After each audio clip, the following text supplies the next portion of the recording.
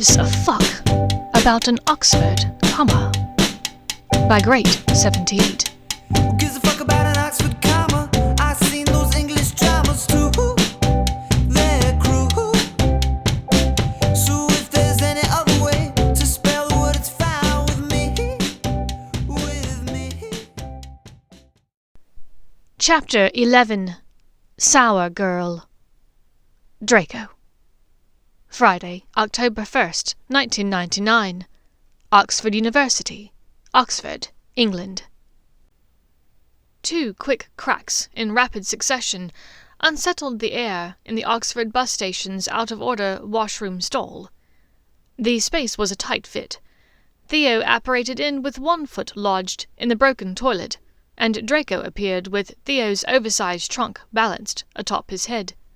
"Fuck, Theo," he ground out, staggering under the bulkiness of the trunk. "I told you to shrink this earlier." "But Muggles can't do that, Draco. How are we going to explain why everything we own fits into our pockets? And what are you even complaining about? I put a featherlight charm on it, at least." "Fat lot of good that did. Now my hair looks worse than yours. What is this look you're going for, anyway?" Draco eyed his friend warily. To be entirely honest, Theo's hair was the least offensive thing about his person at the moment. At least it looked as though it had been washed in the last week. His untucked, unkempt shirt hung over a pair of slouchy trousers that had odd chains and loops adorning them. Both the wet and the dry boot looked as though the wizard had been outside, kicking over molehills moments before. Theo huffed. "Remember, I told you about Elizabeth, that Muggle girl I shagged a couple of weeks ago. The boyfriends of all her friends were wearing these sorts of clothes and shoes that night we met. She said it looks dashing." Draco eyed the ensemble with a bit of difficulty, considering the trunk was now wedged between them.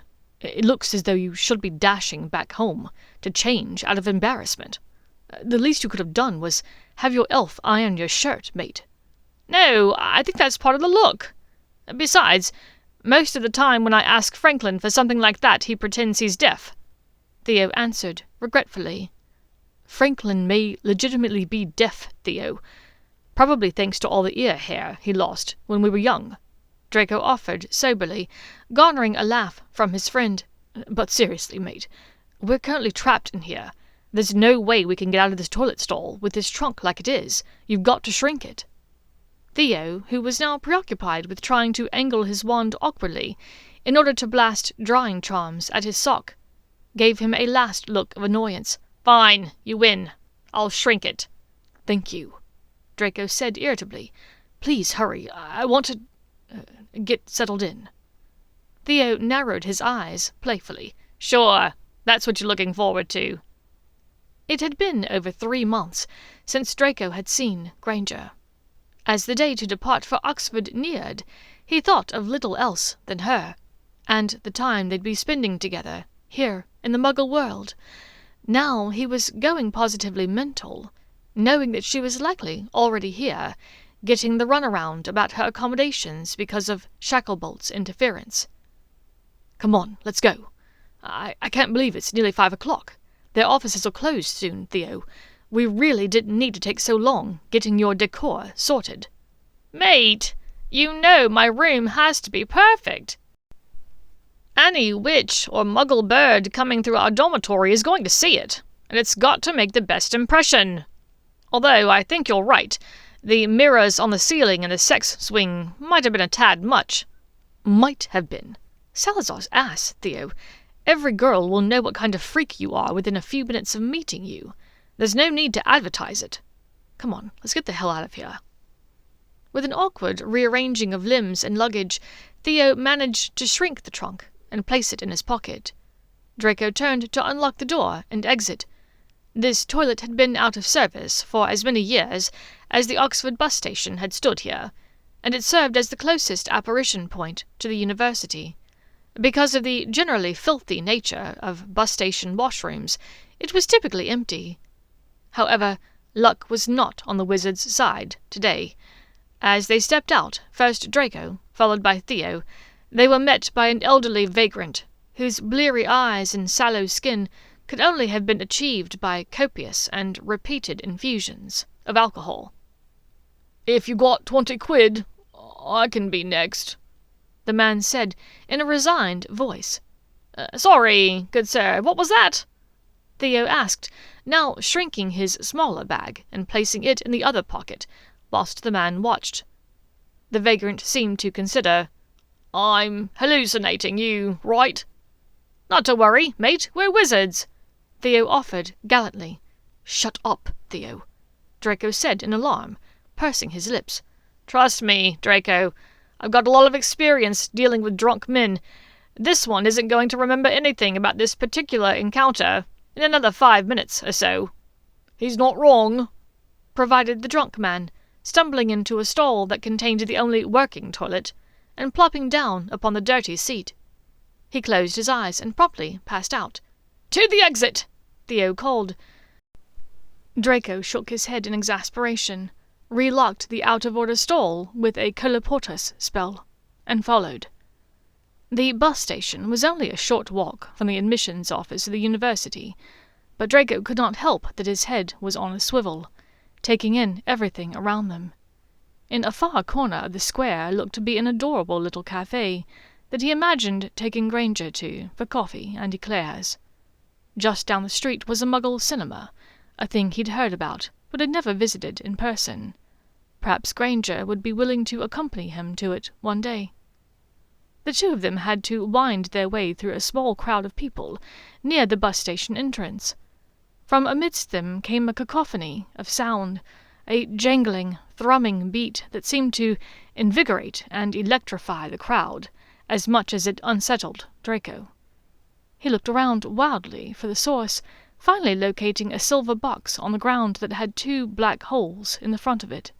The sound was so deafening that Draco imagined he could physically see it, as the little silver box seemed to vibrate with the noise. 2 young men were positioned in the centre of the crowd, one standing at the edge of a large piece of brown paperboard, while the other twisted in dizzying, ever-expanding and contracting circles of movement in the centre of the board. Draco was forcibly reminded of Sixthia at Hogwarts, when the whole of their class looked as though they'd lost their minds, trying to spin on the spot and disapparate during their lessons with Wilkie Twycross. Just like this man, the students had spun and pirouetted, they had fallen to the ground in gyration. But this man seemed to be doing this on purpose, and on beat with the discordant racket that bleated from the silver box. Just as he and Theo cut through the crowd, the spinning man stopped on a sickle, and the crowd lost their collective minds, cheering for him. Draco urged Theo along, eager to leave this mob behind. They hurried down the street towards Wellington Square. At one point, they passed by a man who argued loudly into a little box that he held up to one side of his head. For a moment, Draco assumed that this man, like the one in the bus station washroom, was simply drunk. But no one seemed to pay him any mind, and he continued down the street as though it were perfectly normal to argue with a tiny box held against one's ear. Draco's brain was awash in confusion, and he admonished himself for not spending more time amongst Muggles this summer. The handful of moments in the nightclubs of Muggle London had not prepared him for whatever all of this was. Perhaps it would not be so much of a stretch out here in the mundane world to act as unintelligent as the weasel, in order to woo Granger. They had been here all of 5 minutes, and already Draco felt hopelessly confuzzled. When they entered the admissions office, he was immediately aware of the fiery witch's presence. Her magic seemed to crackle from where she stood, 20 feet or so away. Her red beret was adorable, and was doing its level best to stay atop her curls, in spite of their strongest efforts to throw it off. With her Muggle suitcases and basket holding her nightmare of a familiar half-Kneasel, she was a welcome sight to the love-starved wizard. He only wished that she could say the same about his arrival for her. It was clear by the state of her billowing hair that she'd been here for quite a while, and had argued herself frazzled, courtesy of Kingsley Shacklebolt. Theo's and Draco's entrance did not improve her mood. As soon as she spotted the pair of them, she stomped over wildly. "Have you received word about accommodations? I've been here for hours, and I still don't have answers." He could not stop the dopey grin that spread across his face. "Hello to you as well, Granger. Delightful to see you again after so many months apart." She tried to suppress her annoyance and aim for detached politeness this time. "Hello, not Malfoy. Have you received word about your accommodations for the year?" The warm feeling in his chest grew. "Granger, we've known each other for years. When will you finally start calling me Draco?" This was not the answer she was looking for. "Accommodations?" He supposed it was time to solve the mystery of what Shacklebolt had done. "Yes, I'm certain they have yours here. Have you asked anyone yet?" Granger started to resemble the Hogwarts Express in both ruddy colouring and steam production. "Yes, I have bloody well asked someone. Unfortunately, no one seems to have answers. It's as though my accommodation response has simply vanished." In the end, it was exactly as Shacklebolt had said it would be. Slughorn had mucked everything up, leaving off the vaunted and vital Oxford comma, and throwing their lives into blissful chaos. Well, blissful for Draco. The minister's interference had taken care of everything else, and with a few helpful suggestions from Draco, the plan was set in motion. It did not hurt that Violet, the reception in the admissions office, was more than receptive to him. She had laid it on quite thick, practically throwing herself at him. Past Draco would have acted very differently in that situation, he knew. Ordinarily, he would have rebuffed her advances, seeing as Granger was standing right there. After all, a wizard never encouraged interest from an admirer in front of the witch he wished to court. But that was past Draco. Theo's words from the summer echoed in his head. "Play a bit hard to get. Openly flirt with other girls. Show Granger exactly what she's missing out on." He would have expected Granger to ignore him, to remain focused on her task at hand, which was obtaining a place to live. Instead, to his great surprise, she seemed particularly needled. Not just at him, but at the woman named Violet as well. Draco was both astounded and pleased, and found himself turning this over in his mind as they left the admissions office and walked through the city towards Christchurch. What could have caused Granger to react so vehemently? Was there any possibility that she was jealous? He would never voice this idea aloud, knowing that she would deny it in an instant. But looking at the beautiful witch, it was clear that she was riled up.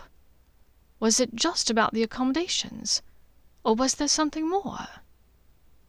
Her untamed brown hair was becoming thicker and more spirally as the rain began to fall around them. Her bright copper eyes reflected the vibrant, colourful lights of the businesses that lined the street. But the high spots of colour on her cheek gave away her excitement and optimism of the moment. Draco felt it too. This was the start of something great. The flat at Peckwater was laughably tiny. Draco had no idea how muggles lived this way.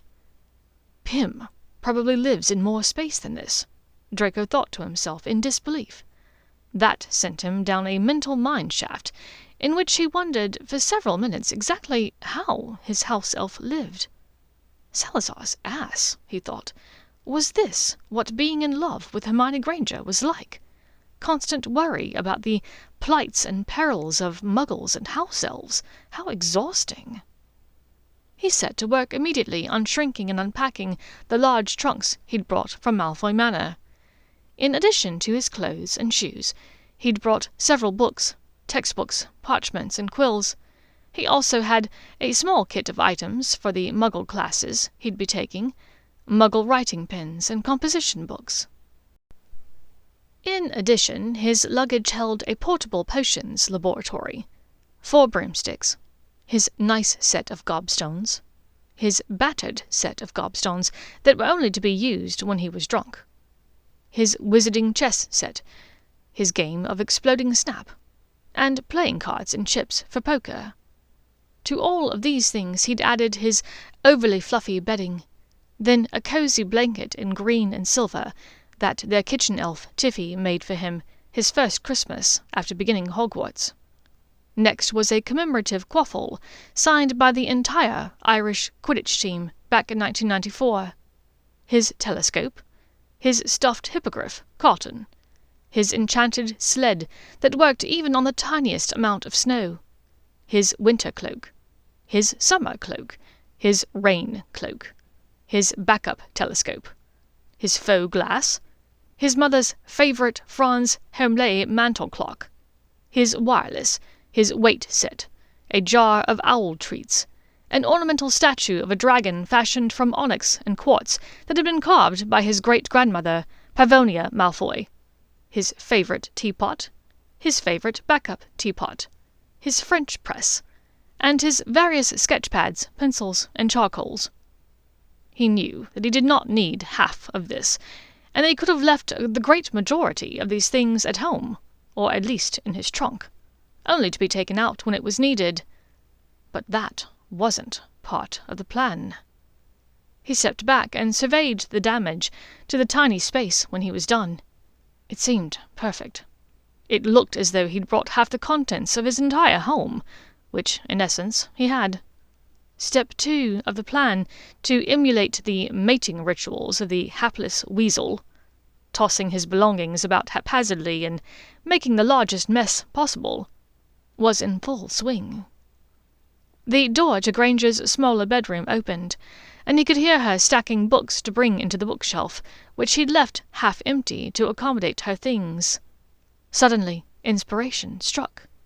He swiftly axioed some wooden crates of his clothing from the nearly empty trunks, then placed them upon 2 of the 3 barren shelves in the single bookcase.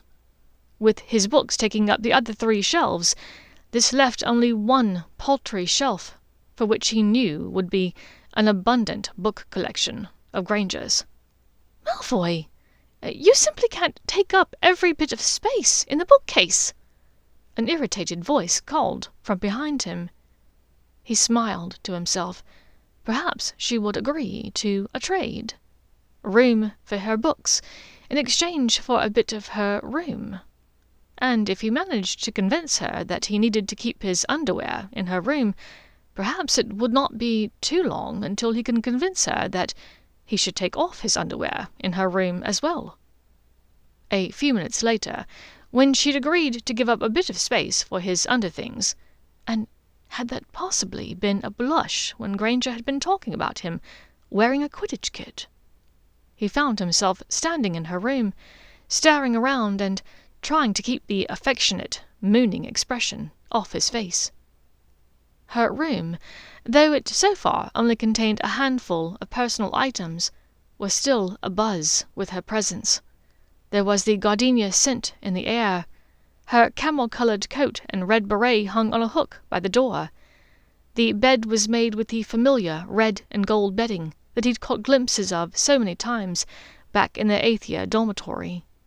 Even the very air in the space felt suffused with her magic.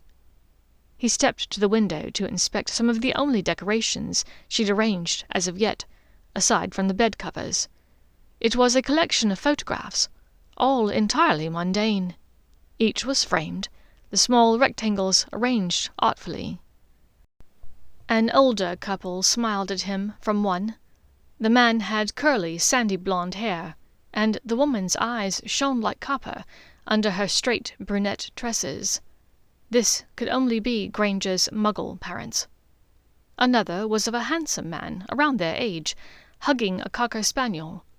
He was good-looking in a non-beguiling sort of way that some muggles often seem to have. The young man stared up at the camera with a smile that seemed trustworthy, and not at all like he would have agreed to trick Hermione by keeping the Minister for Magic apprised of everything she did. At first, Draco was ready to smite the photo, on the spot, from sheer jealousy. But then he caught sight of the same young man, much older now, in a photograph with lots more muggles. They appeared to be standing atop a snowy mountain, all wearing skis and winter parkas.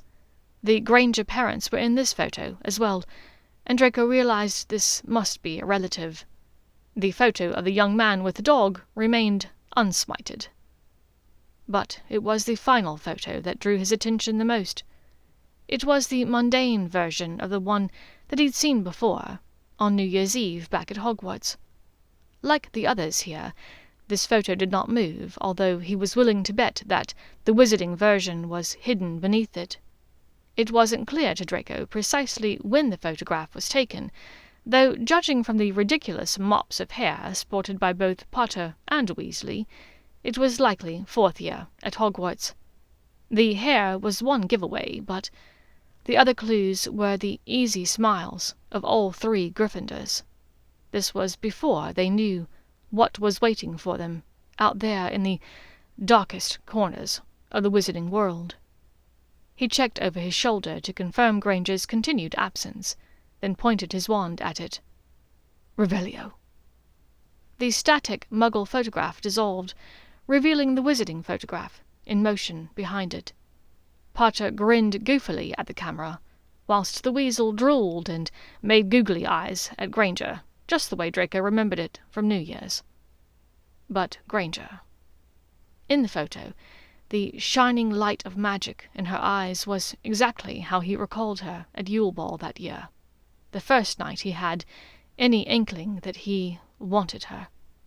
At the time, he told himself that it was just lust, just the biological reaction of seeing a girl that he'd never thought of as pretty, looking, frankly, gorgeous.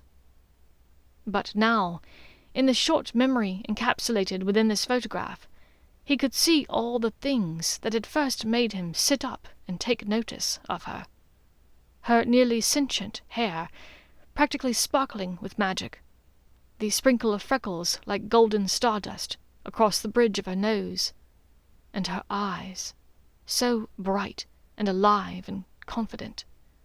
That same spirit had still been there, that night on his drawing-room floor.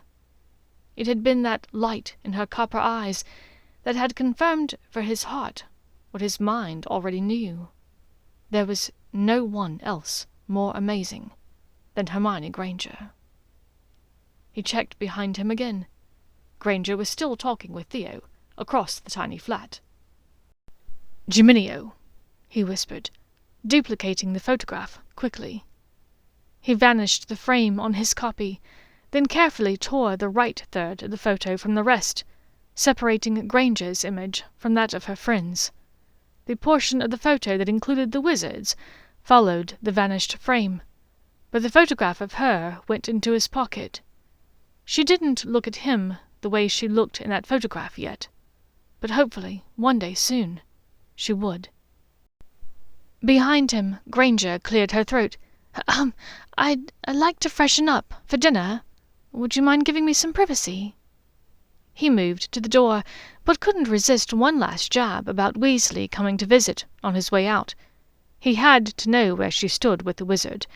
If what Theo said about the weasel was true, surely Granger had already seen through his utter bullshit and kicked him to the nearest rubbish bin. Her eyes flashed as she bit out a retort. "Well, seeing as Weasley hardly ever visited at Hogwarts, and taking into account the fact that we split up a few days ago, I hardly think that I give a single fuck whether or not Ronald Weasley feels at home here. Now, kindly get the hell out, Malfoy." Draco's heart nearly leapt from his chest to hear this, but all he stammered out was, "I understand, Granger. My apologies." "No apology needed, Malfoy. Just keep your opinions to yourself."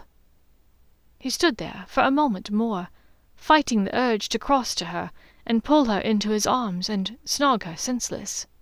Instead he left, pulling shut the door behind him as his blood roared in triumph.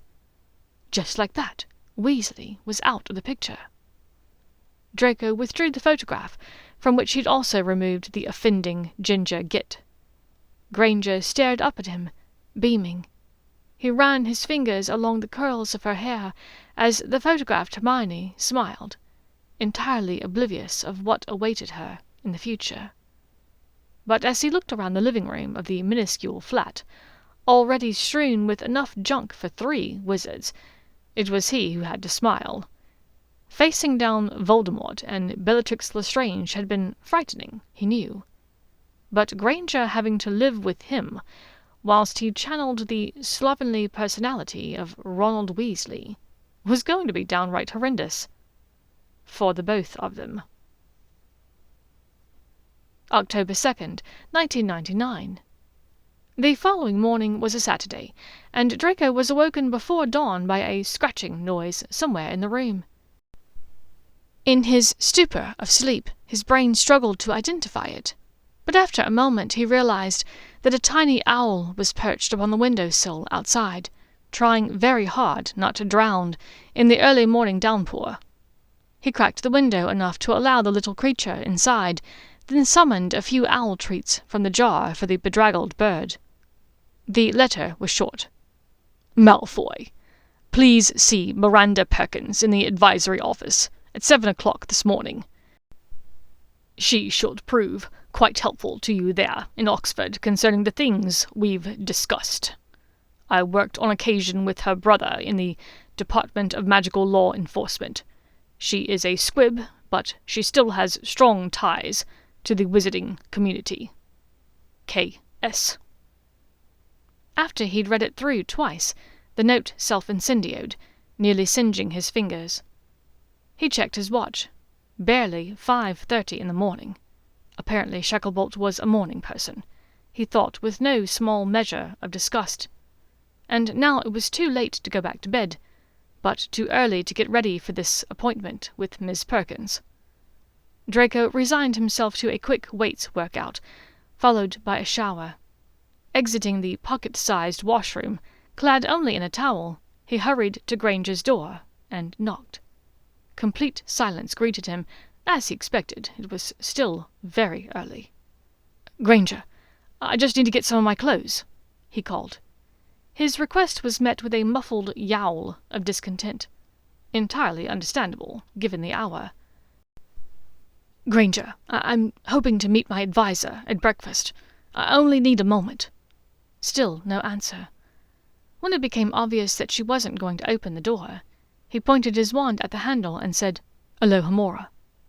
Granger sat up quickly, curls flying in all directions. She was wearing what had to be the loveliest nightgown that Draco had ever seen. The silky bodice was a deep green, and trimmed in ivory lace. One strap had slipped off her shoulder, revealing the soft curve and swell of her breast. Draco regretted now that he had already showered before coming in here, because he was certain that this image would stay with him all day, until he found another quiet moment alone. He somehow managed to tear his eyes away and cross to the chest of drawers, opening the drawer where his underwear were kept. "Apologies, Granger. In all fairness, I did tell you that I needed to come in. You cannot just hold my clothes hostage, you know. It isn't sporting. Unless, of course, you're willing to allow me the same liberties with your knickers." He threw a glance back over his shoulder, then turned back to his clothes, smirking. The witch was blushing, and, from the way she was staring at him, it had been a good decision to do his weightlifting routine that morning. His good mood lasted all the way until he was seated in front of advisor Miranda Perkins. "Why did you insist upon seeing me this early, Mr. Malfoy? Could this not have waited until Monday? Or at least until I've had my morning coffee?" Advisor Perkins was a short, irritable woman that forcibly reminded him of a more conventionally attractive Dolores Umbridge, something that no one had any business being.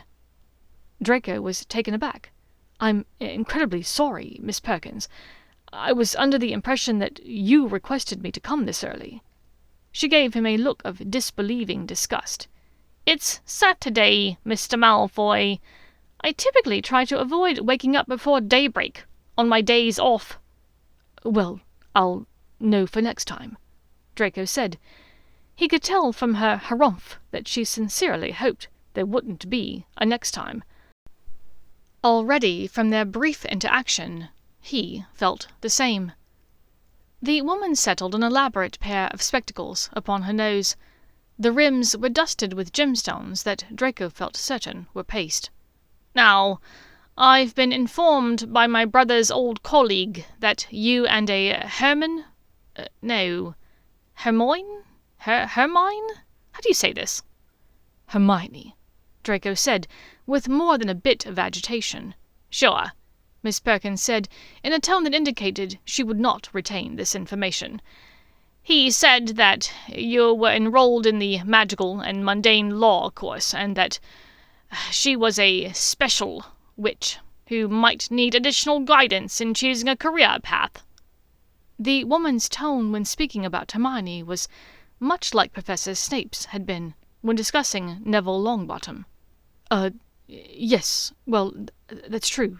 She is rather special. Very intelligent." Draco floundered. Had this woman truly never heard of Hermione Granger? If she had been a muggle, that could have been understandable. But as a squib, she almost certainly had magical family members. Had none of them mentioned Granger? Miss Perkins rolled her eyes. If you say so. My brother's colleague mentioned that her parents were muggles." "Yes, she's a muggle-born," Draco supplied. Miss Perkins pursed her lips almost angrily. "How lovely for her. Always such a joy to encounter a witch that apparently sprung up from absolutely nothing. I'm sure she's positively superb. I can see by your expression that she's your friend. No offence meant." She finished hastily, noticing the hard glint in Draco's eyes at these words. "None taken," he lied. "In any case, I'm to act as liaison for the two of you, and to report to Mr. Shacklebolt— never mind." The woman went on hurriedly, apparently almost reading something aloud from her files that Draco was not meant to hear. "Sorry, I meant to say that I'll be meeting with Miss Granger to offer her my support as well." He nodded silently, marvelling disdainfully at the minister's long arm of influence that apparently reached even here to this squib woman's office. Miss Perkins fumbled with a small pouch, withdrawing an unassuming silver lapel pin. "We at Oxford require magical folk to wear this pin at all times, as a discreet form of identification. It is this pin that will allow you to access the magical buildings on the campus that the rest of us cannot get into. You may transfigure it however you wish, and it doesn't need to be worn on the outside of your clothing. You can even disillusion it if you'd like. But we ask that you keep it on your person, perhaps in your money bag, or even affixed to your wand. You won't be able to locate and access your magical classes without it." Draco nodded, accepting the pin and attaching it to his lapel. Likely this had been covered in the lengthy paperwork sent by the university over the summer, the rules and regulations that Pym had tried to explain to him. Thanks very much, Miss Perkins, and apologies again about coming to see you so early." Miranda Perkins dismissed him with a smile that did not reach her eyes. The rest of the world was just waking up as he walked back to Peckwater. In the quiet of the peaceful Saturday morning, Draco reflected upon everything the woman had said, and the things that she hadn't. It was clear that Miss Perkins held some sort of deep-seated animosity towards Granger, and everyone like her, and Draco thought he might know why. If the woman was a squib and her brother had worked for wizarding law enforcement, their family would have been magical. It had probably been a bitter pill to swallow, realizing that she herself was not magical. It stood to reason that squibs, most of all, would dislike muggle-borns, with a fierce repugnance. A light morning drizzle burgeoned in the grey sky, and Draco hurried across Tom Quad, lost in thought. Granger had faced enough hatred in her 20 years on this earth to last a lifetime. Draco was sure that she could handle the detestable woman, but he hated that she even had to at all. Saturday, October 16th, 1999. He awoke on the following Saturday morning to the sounds of Theo banging pans about in the tiny Muggle kitchenette that stood mere feet away from his head.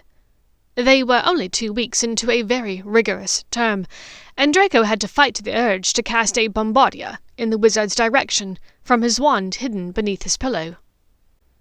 It was quite one thing to be awoken in the middle of the night by a tempting vixen in flannel or silk pyjamas, going to eat apples smeared with Nutella. It was entirely another to be awoken by a clatter, mere minutes before one's own wand alarm would be going off. Add to this the insult of Theo's attire. He was wearing his usual teensy pair of plum-smuggling underwear, today adding a frilly apron. And Draco was seeing red. "What the absolute fuck, Theo? I just went to sleep a few hours ago, and you've come in here to fry up a full English," he grumbled, swinging his legs to sit up on the little sofa. "Sorry, mate, but Rebecca had a craving for eggs, and what m'lady wants, m'lady gets," Theo said gallantly. He looked quickly at the closed door of his bedroom to make sure that they were quite alone. Then he tapped his wand on the carton of eggs. The entire dozen rose as one, hovered over the frying pan, and broke into 24 neat halves. "Salazar's dick, Theo. Is this Rebecca bird truly human? Or is she some kind of Wendigo? Who the fuck eats 12 eggs? Draco asked, rubbing his jaw in groggy disbelief. Theo hummed as he salted and peppered the eggs, flicking his wand at the coffee maker to summon the coffee pot. "No one said Rebecca was alone in there, mate." Draco closed his eyes and dropped back to the pillow, covering his face whilst Theo filled 4 mugs full of coffee, then tipped the pan full of eggs onto one plate. Draco cracked one eye to see him put only 1 fork on the tray. "1 fork?" he asked, against his better judgment. "What can I say? I like it when they feed each other," Theo answered in a randy voice, dropping his wand back to the table and picking up the tray to go back to his room. As he opened the bedroom door, a cascade of giggles assaulted the sitting room. Alone once again, Draco tried to close his eyes and rest, but after a bit gave it up as a bad job. It was difficult enough to sleep in a sitting room, sandwiched between 2 bedrooms. It was made all the harder by the ever-present mess in the space. It disgusted Draco, leaving rubbish all over the floor and every surface, but if he was going to make Granger want to fix him, he needed to be an absolute wreck.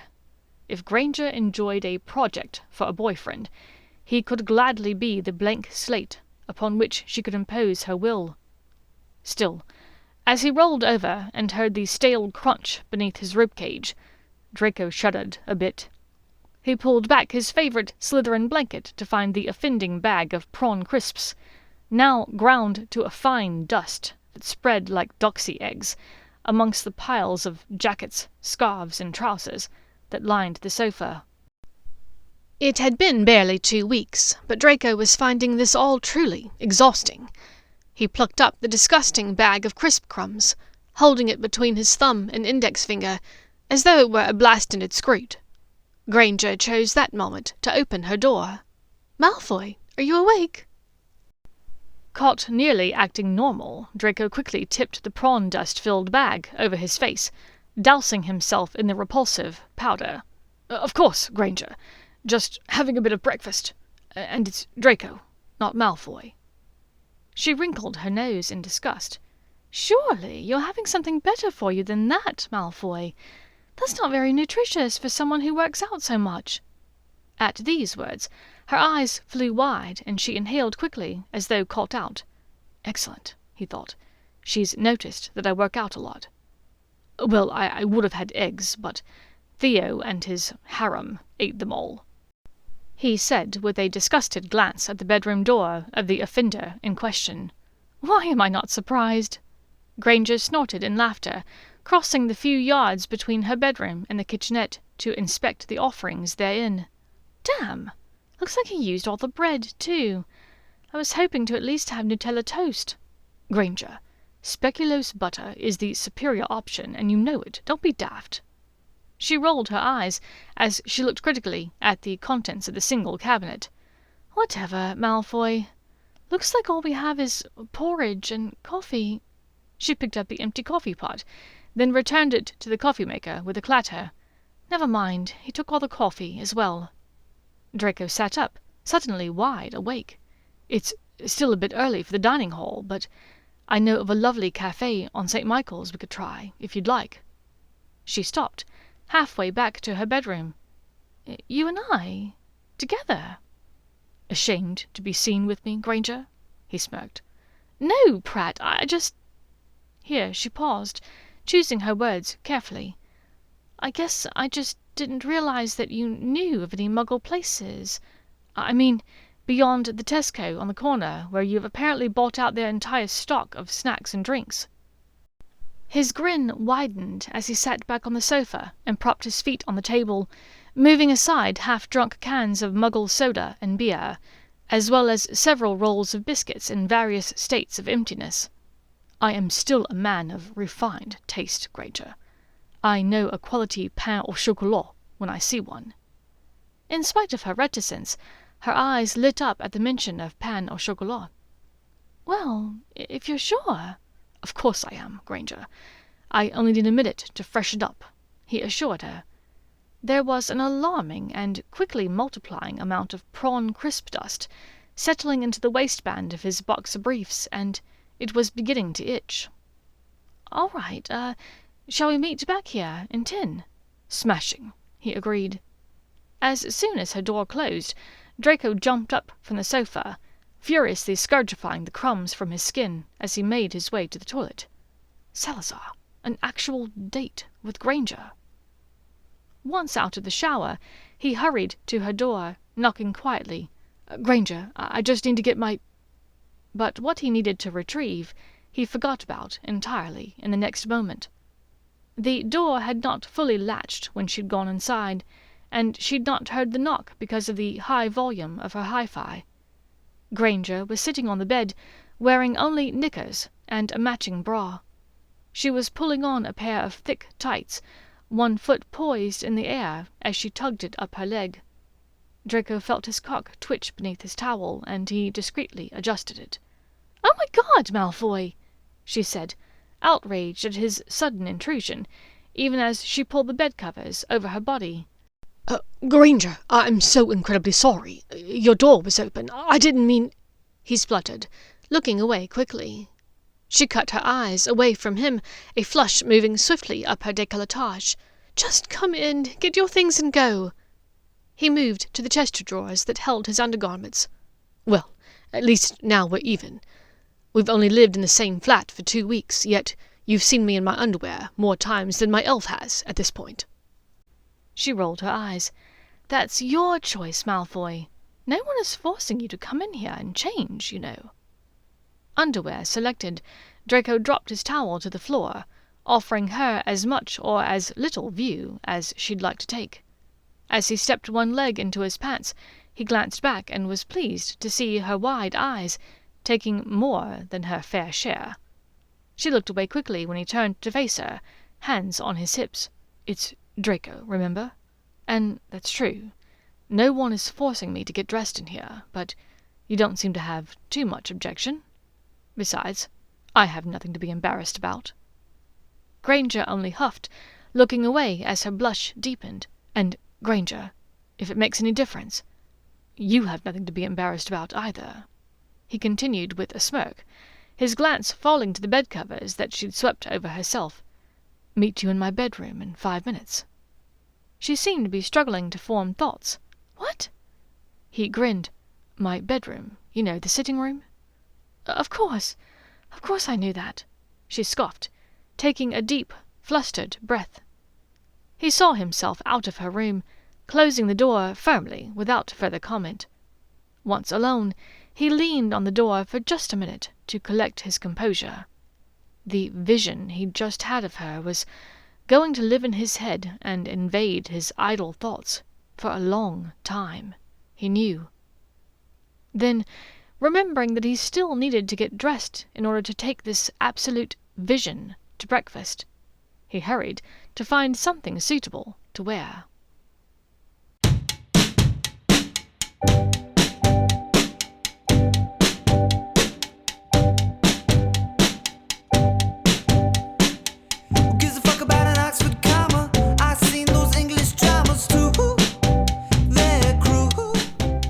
Thank you for listening to Who Gives a Fuck About an Oxford Comma by Great 78. If you enjoyed the story and would like to listen to more, please follow me on Spotify or wherever you get your podcasts by searching for Silver and Copper. Or you can find me under Great 78 on Archive of Our Own.